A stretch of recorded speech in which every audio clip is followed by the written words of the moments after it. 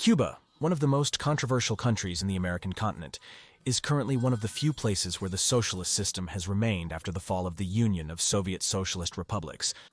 However, it wasn't always the country from which people flee on rafts. Are you interested in learning its history? Alright, then stay until the end of the video. It is known that since ancient times, Cuba was primarily inhabited by three indigenous groups: the Tainos, the Ebony, and the Guanatabi, each with different ethnic, linguistic, and religious traits. These peoples would have arrived from 5 migrations. The first from the Gulf of Mexico, the second from Central and South America, the third from Florida and the Mississippi Valley, the fourth, Tainos from the Antilles, and the fifth and last from the coast of Venezuela.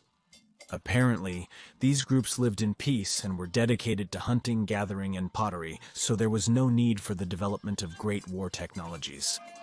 On October 27, 1492, Christopher Columbus would arrive at the island of Cuba, being the first European to set foot on the island and who baptized it with the name of Joan. However, the conquest of Cuba would not begin until 2 decades later under the command of Diego Velázquez de Cuellar, a Spanish settler who had already settled on the island of Hispaniola and who would become the first ruler. As you can imagine, the indigenous resistance was not very difficult to quell. This was led by the Taino chief Achue, who actually came from the island of Hispaniola after being expelled, and after his defeat would have been burned alive in Baracoa in 1512. Achue is known as the first rebel of America. Velázquez de Cuellar would found the first 7 cities of the island: Baracoa in 1512, Bayamo in 1513, Trinidad Camagüey and Sancti Spiritus in 1514, Havana and Santiago de Cuba in 1515. Initially, Cuba would be a possession of the Colombian Viceroyalty from 1511. The first established viceroyalty of which Christopher Columbus and his successor son Diego Columbus would be viceroys. In 1535, it would become part of a governorship of the Viceroyalty of New Spain, a viceroyalty that occupied all this territory. During the colonial period, the economic activity was based on the system in which the settlers were assigned encomiendas, where they could sustain themselves with indigenous labor in exchange for educating, feeding, and Christianizing them. In the face of the death of a large part of the indigenous population, mainly due to epidemics, the importation of slaves brought from Africa to supplement the work would begin. Thus, Cuba wouldn't be an exception in Latin America regarding miscegenation and social classes. By the 17th century, Cuba would achieve some prosperity, so due to its geographical location, it would be invaded by various pirate attacks, mainly coming from France, the United Kingdom, and the Netherlands.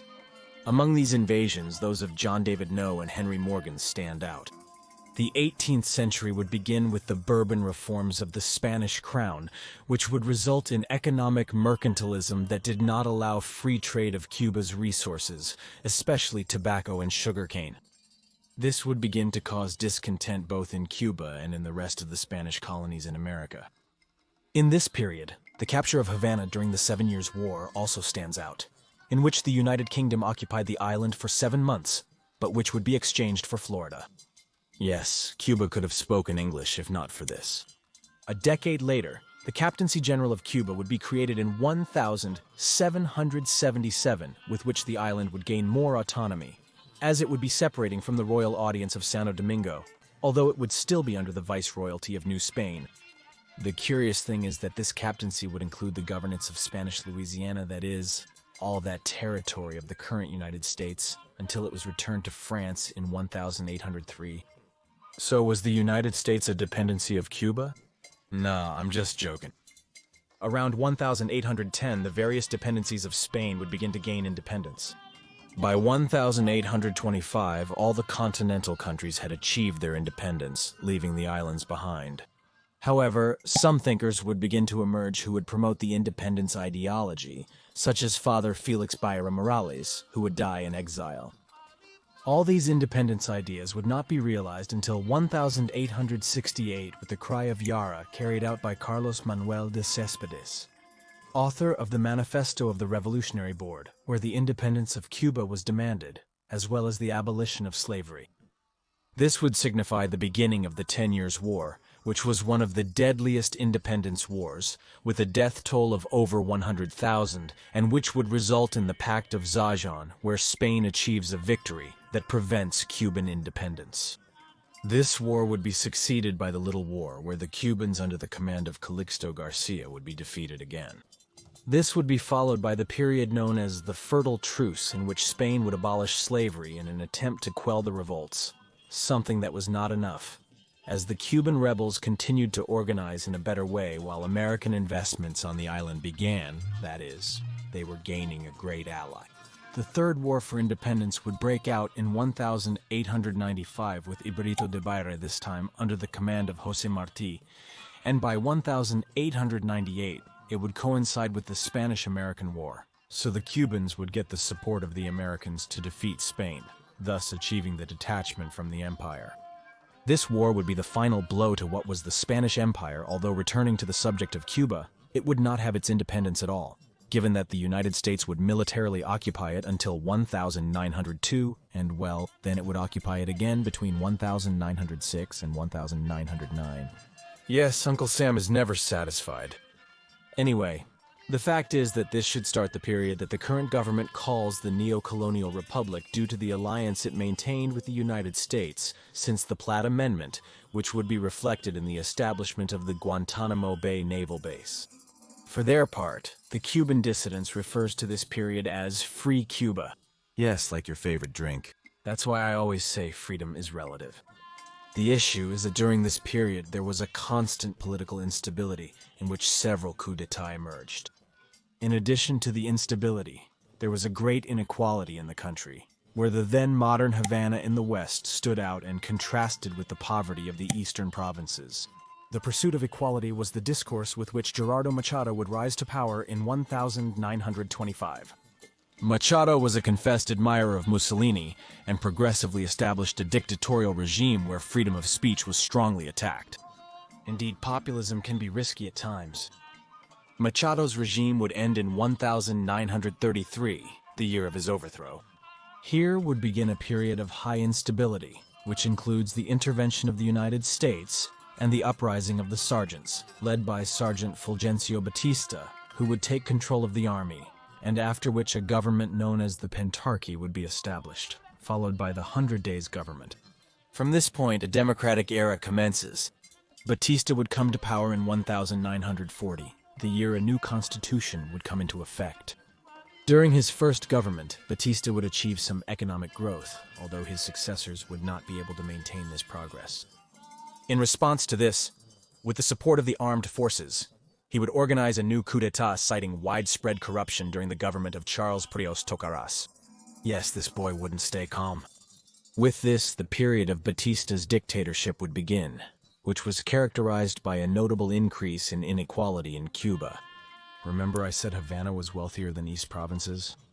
Well now, in addition to being richer, it would become the center of all vices where thousands of tourists went in search of parties, drugs, casinos, or prostitution.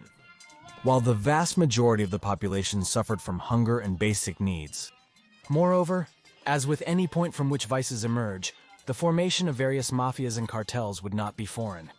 All this inequality and general discontent would be the perfect breeding ground for an unprecedented event, the famous Cuban Revolution, in which various revolutionary groups would participate, such as the Popular Socialist Party, the Second National Front of Escambray, the Revolutionary Directorate of March 13, and above all, the 26th of July movement led by the lawyer Fidel Castro, along with other figures of the revolution such as his brother Raúl Castro Camilo Cienfuegos, and the well-known Argentine doctor Ernesto Che Guevara, who would become the symbol of the socialist revolution internationally. The revolutionaries who had settled in the Sierra Maestra of Cuba would manage to defeat Batista's forces, gaining power on January 1, 1559 after the capture of Santiago de Cuba. However, Castro would initially hold the position of prime minister under the presidency of Osvaldo Ortigos, although de facto he was attributed more power. While initially Castro denied that his revolution was of a Marxist-communist nature, once in power he would push for an agrarian reform law, where a large number of hectares would be prepared, And later, he would do the same with several international companies, among them many American ones, as well as a gradual approach to the Union of Soviet Socialist Republics. Yes, Uncle Sam doesn't like this. With this, the number of exiles who would mainly migrate to the United States would increase. And from here it is said that the Cuban people would be divided into two: those who would be with the regime and the Cuban dissidents. The dissidents would organize an attempt to overthrow Castro known as the Bay of Pigs invasion, which would supposedly be backed by the United States government, although the help never arrived, so they were easily defeated. This was not only a military victory, but also a political one, as Castro's regime would gain its popular center, and the Americans would be seen as the evil Yankees who wanted to invade Cuba. The response from the United States was the economic blockade, which, due to Cuba's insular situation, would complicate its situation more than usual, as without supplies, shortages would begin. In the midst of the Cold War, if you make an enemy of one superpower, you automatically fall into the arms of the other. That's right, relations with the Union of Soviet Socialist Republics became so intertwined that they even allowed them to place nuclear bases on their territory, to the point of causing the remembered missile crisis in which World War III almost broke out. But after agreements between Kennedy and Khrushchev, the missiles would be withdrawn from Cuba, on the condition that the United States do the same in Republic of Turkey, and also commit not to intervene in Cuba. Yes, Cuba would now be completely in the hands of the big bears, who would be happy to have an ally just a few miles from its rival power. In the face of constant economic blockades, Cuba would become an economy subsidized by the Union of Soviet Socialist Republics, in which they could even exchange sugarcane for oil. Yes, having him as an ally was priceless, however. Not everything would be free. Cuba would pay its subsidies by sending troops in various episodes of the Cold War around the world, such as Republic of Angola, the Democratic Republic of the Congo Yom Kippur, and Israel, Vietnam, Somalia, Ethiopia, Eritrea. Wow! What terrible conflicts they must have had with all those countries, as they are so close. Now, speaking coldly about how socialism affected the population, well, this is quite relative. On one hand, poverty and inequality were considerably reduced. Cubans lived without luxuries and with some austerity, but without lack of food, health, and education. It even stood out in the Olympic field. On the other hand, repression, isolation, and lack of opportunities for people looking for something better were the other side of the coin. What do you say? Was the Cuban Revolution worth it up until the fall of the Union of Soviet Socialist Republics? And I'm sorry for spoiling you, but yes. Like every great empire, the Union of Soviet Socialist Republics would fall in 1991, and consequently, Cuba would do the same. With the end of Soviet subsidies, the economic crisis would be imminent, entering the period known as the Special Period. The Cold War had ended. However, Castro's regime refused to abandon the socialist system as the rest of the countries to the east of the Steel Curtain would do. In response to this, the United States economic blockade would remain in effect, and hunger and misery would intensify. In the face of this crisis, the flight of the famous rafters would intensify, who in search of a dignified life ventured to embark on fragile boats where many drowned, others were devoured by sharks. Those who survived would join the Cuban dissidents. Entering the 21st century, the economy would progressively improve thanks to the inclusion of tourism, which had been extremely limited. Cuba would keep gradually opening to the world. In 2008, Fidel Castro would be succeeded by his brother Raúl, who had also participated in the revolution, and during his term a historic event would occur. In 2015, US and Cuba reopened diplomatic missions following years of hostility. And while to date the relations between both countries are not the best, perhaps, this has been a first step. President Miguel Díaz-Canel is tasked with further integrating Cuba into the world.